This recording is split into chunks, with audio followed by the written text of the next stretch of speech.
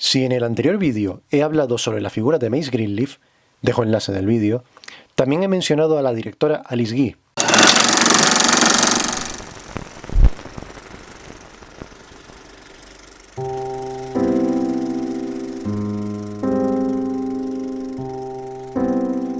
Nació un año después que Greenleaf, concretamente en 1873 en Saint-Mandé, Francia, en el seno de una familia boyante cuyo padre tenía una editorial en Chile. Hola. Tras la muerte de su padre en 1891, Alice Guy no tuvo más remedio que ganarse la vida para mantener a su familia en diversos trabajos, entre ellas pues trabajando como mecanógrafa para varias empresas e incluso como secretaria. Hasta que conoció a Léon Gaumont, que fundó una compañía de exhibición de películas llamada Gaumont. Muy original. Esto nos lleva a una fecha clave en la historia del cine, 1895. Llegaron unos hermanos llamados los Lumière y triunfaron con el cinematógrafo en París. Y entre la multitud se encontraba el padre de la fantasía, Georges Méliès, y Alice Guy, que ya entonces era una secretaria de la Gaumont. Entusiasmada con el nuevo invento, le pidió a la Gaumont si podía realizar un corto con el nuevo sistema de imágenes en movimiento. Ella, que hizo amistades con los Lumière, le dieron la oportunidad a regañadientes de la Gaumont e hizo una película de 1 minuto llamada El hada de los repollos.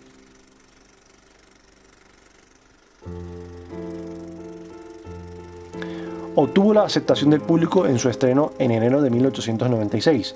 Eso sí, los listos de la Gaumont ni se dignaron en acreditarla. Machismo de la época.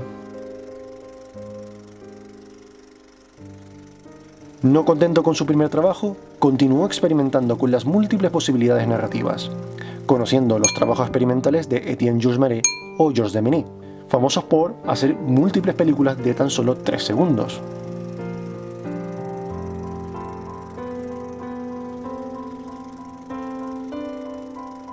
Tal es así que empezó a desarrollar diversas técnicas como el uso del primer plano, la cámara lenta, la iluminación en un plato cerrado, la colorización, el sonido,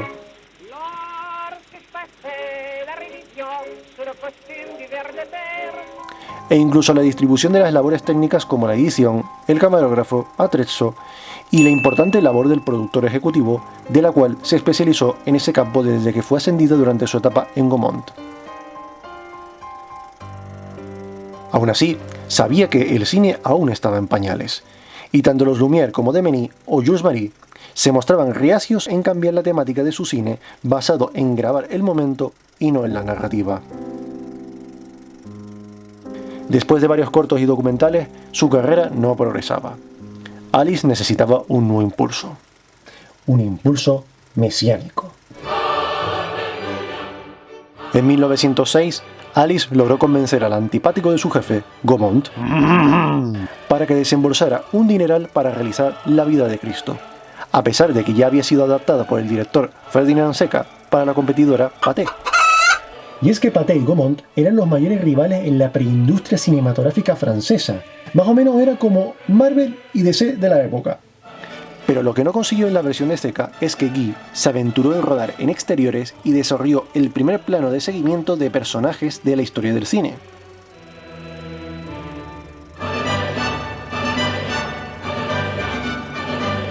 Además de contar con más de 100 figurantes y 25 escenarios diferentes para 30 minutos de película, consiguió el máximo realismo.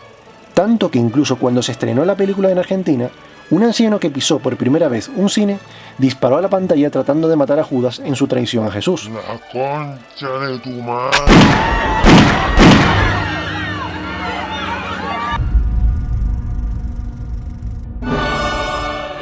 Además de ser la primera película tridimensional más realista de su momento, el primer blockbuster realizado por una mujer hizo historia.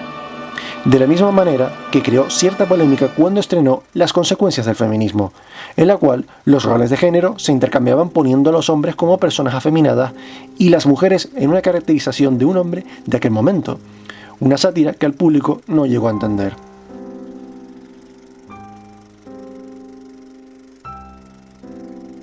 A comienzos de 1906, Alice conoció a un señor que venía de Londres, pero de ascendencia francesa, llamado Herbert Blasch. Con mucha experiencia en el mundo de la finanza, aunque muy poca en el mundo del cine, Herbert empezó a trabajar de camarógrafo para Alice como sustituto del anterior cámara que cayó enfermo. Juntos rodaron un corto llamado Mireille, que no llegó a estrenarse debido a que Herbert no supo revelar bien la película. ¡Vaya mierda! ¿Le despidió? No exactamente, puesto que al año siguiente, en 1907, Herbert y Alice se casaron. Algunas malas lenguas dicen que este matrimonio fue más bien una relación de carácter comercial de cara al extranjero, pero hay otros que dicen que bueno, que hubo cierta relación, hicieron buenas migas durante las siguientes producciones y acabaron pues casándose. Lo que sí ocurrió de verdad, y eso le perjudicó y mucho a Alice Guy, y era que una vez casado, incluso teniendo hijos y estando embarazada durante las producciones, y acuñando el apellido de su marido, Blash, Alice Guy Blash, tuvo la muy mala suerte de que el productor, o sea, el super ejecutivo de Leon Gaumont, no le permitió la entrada ni tampoco le dio la posibilidad de continuar su labor como productora ejecutiva dentro de la Gaumont. Machismo de la época. Eso hizo enfadar mucho a Herbert Blash, que junto con Alice, al final, se marcharon de la Gaumont y fueron a Estados Unidos buscando un futuro mejor y dejando a un lado al inefable Leon Gaumont. Tardaron como 2 años para que Herbert y Alice se pudieran amoldar en la nueva industria del cine. Tras conseguir la financiación después de una larga gira para promocionar la esperada nueva productora, en 1910 se fundó la Solax Company, que por aquel entonces eran los estudios más grandes de Estados Unidos, antes de la creación de Hollywood. También tuvo como apoyo económico la propia Gaumont en una manera de explotar sus producciones francesas dentro de la cinematografía norteamericana. Su primera película, rodada en terreno americano, es un film perdido llamado A Child's Sacrifice, protagonizada por la primera estrellita de la Solax, Magda Foy, la misma que salió en la comentada Caída de las hojas. En A Child's Sacrifice, Magda hace el papel de una cría cuya madre está enferma y su padre en huelga de hambre y trata de vender su muñeca al dueño de la fábrica donde trabajaba el padre para poder pagar los medicamentos de su mamá.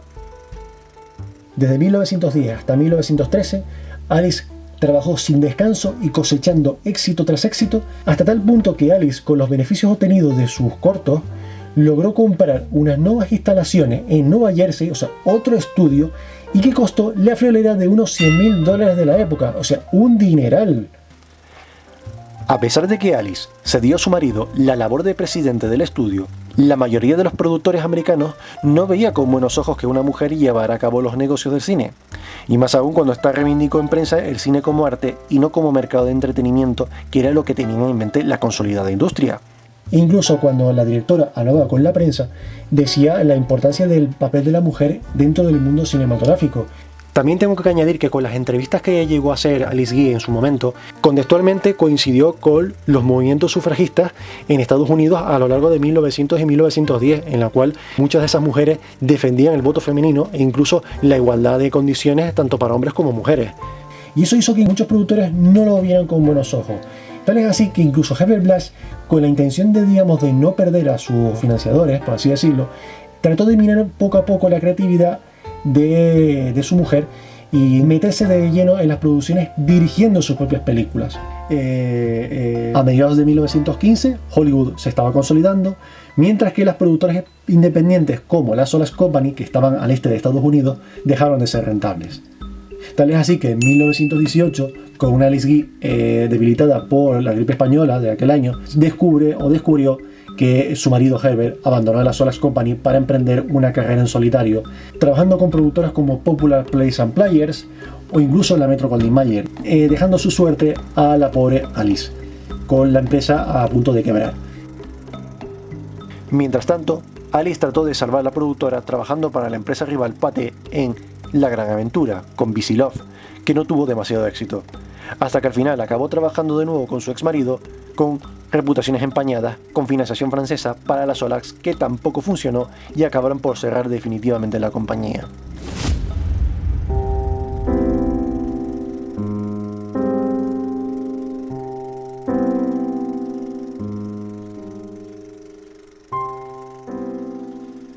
Pues tras el divorcio de Herbert Blash en 1920, Alice volvió a Francia, mientras Herbert continuó su carrera como director en Estados Unidos. ¿Acaso Herbert era mejor director que Alice Guy? No lo creo, porque en 1920 filmó uno de sus mayores exitazos titulado Pasión y boda de Pamplina. En Estados Unidos se le llamó The Saphead, y era la primera película en formato largometraje del mítico cómico Buster Keaton. y la verdad es una película bastante irregular en el sentido de que parece ser que el director no sabe combinar la comedia con el melodrama. Mientras estaba montando el episodio de Alice Guy, para hacer un inciso para hablar sobre la review de Pasión y Boda de Pamplina de Herbert Blasch, me di cuenta que ese inciso se me hizo un poquito largo y yo creo que entorpece demasiado en la dinámica del episodio que estoy comentando. Y yo creo que lo mejor sería dejar para un siguiente vídeo la review de Pasión y Boda de Pamplina para centrarnos con la figura importante y protagonista que es Alice Guy. Además del éxito de Pasión y Boda de Pamplina, se le sumó otros proyectos del todo olvidables como La Indomable, Sombras en la Noche o Secuestro en Alta Mar. Bastante olvidables. Tras el estreno de The Mystery Club en 1926, Herbert se quedó sin trabajo, al igual que Alice tras su vuelta a Francia. Se llevó una desilusión al ver cómo las productoras dependían del mercado americano, además de enfrascarse por un lado en una pelea legal contra Herbert por la explotación de sus películas que duró años. A su vez, se le sumó las deudas acumuladas tras la quiebra de la Solax y aparte de eso, el proceso de divorcio fue tan perjudicial económicamente que impidió por completo su regreso como directora para futuras producciones. Por tanto, ya en la década de los 30, Alice quedó pasto del olvido y derrotada abandonó Francia y volvió a Estados Unidos prácticamente desterrada del cine.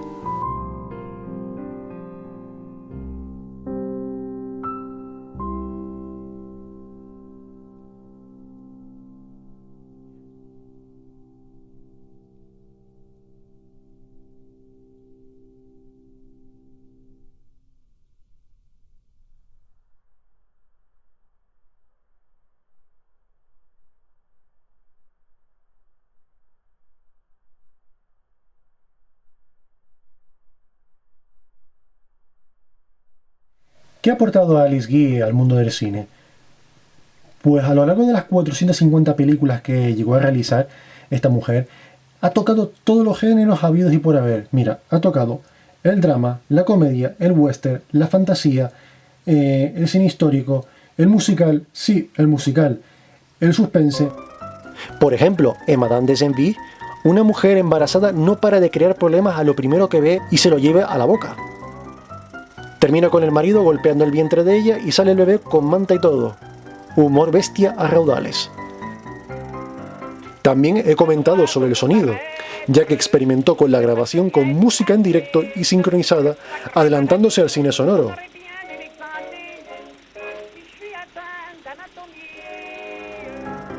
Con El piano irresistible podríamos decir que desarrolló el primer videoclip de la historia.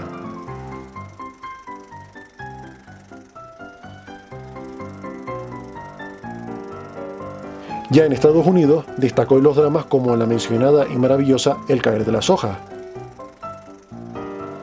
Pero en Making an American Citizen narra el éxodo a Estados Unidos de un matrimonio. El marido, un maltratador, descubre cómo la sociedad norteamericana le castiga cada vez que éste se mete con ella. En cuanto a la comedia plagada de humor políticamente incorrecto, filmó una película protagonizada por afroamericanos llamada A Fool and His Money, en la que un ingenuo encuentra una cartera llena de dinero en la calle y decide gastárselo en tonterías y de paso fardar de rico con coche y chofer para conquistar a su chica. Finalmente pierde todo el dinero en las cartas y sus colegas le quitan la chica y el chofer. Con Algie el minero, un joven afeminado decide ir al oeste a buscar oro y así volver como hombre de provecho. Allí conoce a un rudo buscador y juntos se enfrentan a borrachos y cuatreros que pretenden robarles. Destacar el contraste entre los dos personajes, similar a las típicas buddy movies de los 80, como El límite 48 horas o Dos policías rebeldes. Para terminar quiero destacar uno de los pocos largometrajes que se conservan, titulado The Ocean's Wife, en la que trata la historia de un novelista que se enamora de una mujer maltratada. Se filmó en 1916 y es una película que por desgracia no se puede disfrutar plenamente ya que hay mucho metraje perdido. De una película que aproximadamente pudo haber durado 1 hora y algo y se ha quedado en 40 minutos debido al estado de conservación que ha ido degradándose con el paso del tiempo. En conclusión, Alice Guy fue una de las figuras más importantes de la historia del cine y también una figura muy importante en cuanto al empoderamiento de las mujeres dentro del sector audiovisual. Muchas mujeres le siguieron los pasos de esta mujer, en especial una aprendiz de Alice Guy llamada Lois Weber, que adquirió experiencias dentro de las Solax cuando empezó como becaria, por así decirlo, y bueno, con el paso del tiempo adquirió tanta experiencia que acabó siendo muy buenas películas. También abrió paso a que otra gente como Louis Folliat, co-guionista con Alice Guy en su etapa en Gaumont, que luego después se convertiría en el rey de los seriales, como en el caso de Los vampiros y Fantomas. También quiero decir que me da un poco de vergüenza que en España no se haya hecho ni un tipo de sesión en salas de cine sobre el repertorio o filmografía de esta señora. También me da un poco de vergüenza cómo es posible que en España no se hayan editado ni en DVD ni en Blu-ray ni tampoco en streaming toda su filmografía, de la misma manera que se haya hecho en Francia y en Estados Unidos, en el que se han hecho ediciones especiales, han hecho sesiones de cine en pantalla grande. O sea, me da vergüenza que quieren dar ese papel de feminismo dentro de aquí en España y no se le da la voz a esta directora de un inmenso talento que debería, digamos, recuperarse. Hasta le hicieron un documental exclusivo llamado Be Natural, la vida y carrera de Alice Guy Blaché. Y la verdad es que es un documental tan recomendable por si quieren, digamos, profundizar un poco más en la trayectoria de esta directora. Bueno, espero que les haya gustado el vídeo, casi tanto como a mí, como cuando lo monté. No olviden de suscribirse, de darle like, por favor, y si quieren pueden dejar en los comentarios cualquier tipo de opinión, qué les pareció, si les gustó o no les gustó, lo que quieran.